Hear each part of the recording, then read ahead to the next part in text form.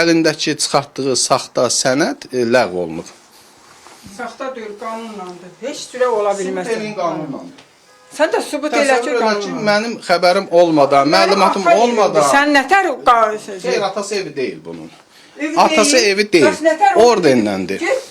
Bu şəxslər arasındakı söz-söhbət bölüşə bilmədikləri mülkə görədir. Qaynar xəttimizə müraciət edən Sumqayıt şəhər 4-cü mikrorayon sakini Gülzar Şamilovanın sözlərinə görə qardaşı oğlu ona məxsus olan evdən çıxmır. Müsahibimin dediyinə görə ata-anası ötən əsrin 80-ci illərində bu evi alaraq ömürgün sürüblər. Sənədə əsasən Gülzar xanım, onun bacıları və qardaşları bu evdə qeydiyyatda olublar. Hazırda Gülzar xanımın nə valideynləri, nə də qardaş bacısı həyatdadır. Bircə xəstə bacısı var, o da fiziki məhdudiyyətli olduğuna görə Gülzar xanım ona qulluq eləyir. Həmsöhbətim iddia eləyir ki, evin rəsmi sənədlərində qardaşı oğlunun adı qeyd olunmasa da, hazırda birlikdə yaşayırlar. Yəni otağın birində Şunasi və ailəsi, digər ikisində isə bibiləri yerləşiblər. Gülzar Şamilova deyir ki, evi satmaq, pulun bir qismini qardaş oğluna vermək istəyir, lakin qarşı tərəf bununla razılaşmır.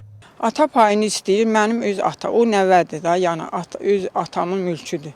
Nə çatır ona götürsün payını çıxsın, verirəm, atqaz eləmirəm.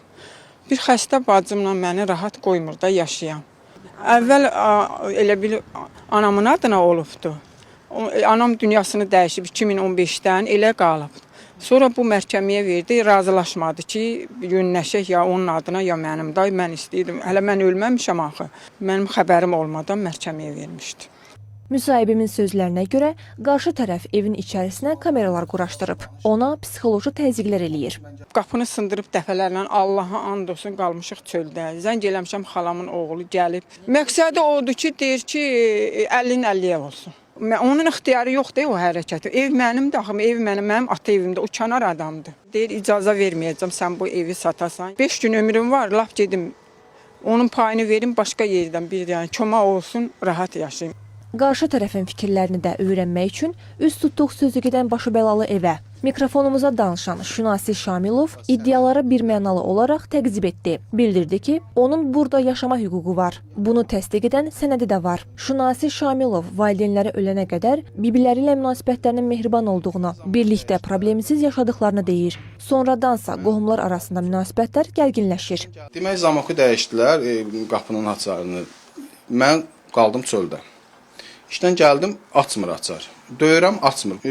Bacımgildə qaldım. Dedim, indi sən həmin vaxtda elə bir vəziyyətdir ki, mən valideynəm təzə rəhmət, ikisi də bir həftənin içində rəhməti getmiş. Biraz havalı adam idim. Necə havalı? Özümdə deyildim də. Yəni sən mənə çatmır ki, yəni mən bunu eləyərlər. Bilirsiniz nətər çöldə qoyarlar, ixtiyarı olmadığı təqdirdə. Sonra baxdım, yox da, bu belə alınmır da. Yəni mən öz evimdən niyə çıxmalıyam? Niyə bu dərəcə, bu belə deyək də, səviyyədə mənə çıxartmalıdırlar? Şunasi Şamilov iddia eləyir ki, bibisi hətta bir neçə dəfə onu və övladını zəhərləmək istəyib. Bu səbəbdən də evə kamera quraşdırıb. Onun sözlərinə görə hazırda iş məhkəmədədir. Ekspertiza aparılacaq. Burada hələ çox nüanslar olub. Sadəcə mən də belə deyək də, bu qısa olaraq deyirəm. Yəni də mənim bibimdir. Düzdür, mənə çox oyunlar açılıb. Onun da, belə deyək də, ümumi götürəndə məndən başqa işim yoxdur.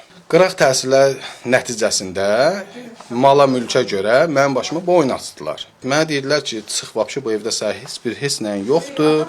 Mən də ailəli adamam, mənim övladım da var. Mən bura övladımı bura gətirə bilmirəm. Görünür, nə Şunasi Şamilov evi tərk etmək fikrindədir, nə də Gülzar xanım tələbindən geri çəkiləndi. Tərəflərin ortaq məxrəcə gəlməsi hələ zaman alacaq. Bəs yaxşı, mövcud problemin fonunda Gülzar xanım nə etməlidir? Məsələnin hüquqi tərəfi barədə vəkil Emil Aslanovdan xəbər aldıq. Vəkilin sözlərinə görə rəsmi çıxarışı olan şəxs mülkiyyətində olan əmlakı istədiyi vaxt satmaq, bağışlamaq, yəni sərəncam vermək hüququna malikdir. Lakin belə olan hallarda şəxsin əmlakında olan və ya yaşayan, qeydiyyatda olan şəxslərin istifadə hüququnun olub-olmaması araşdırılmalıdır. Əgər onun əmlakında yaşayan şəxslərin istifadə hüququ varsa, bu halda həmin şəxsi kompensasiya verməklə istifadə hüquqlarına xitam vermək də mümkündür.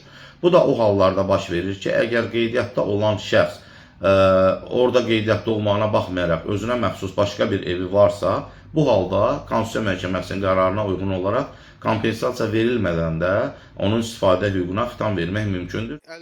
Belə anlaşılır ki, Gülzar xanım və qohumunun mülk mübahisəsi yalnız məhkəmənin qərarı ilə həll oluna bilər. Ümid edək ki, bu həll qohumlar arasında narazılığa son qoyacaq. Mülkə görə yoxa çıxan mehribanlıq ailəyə yenidən qayıdacaq.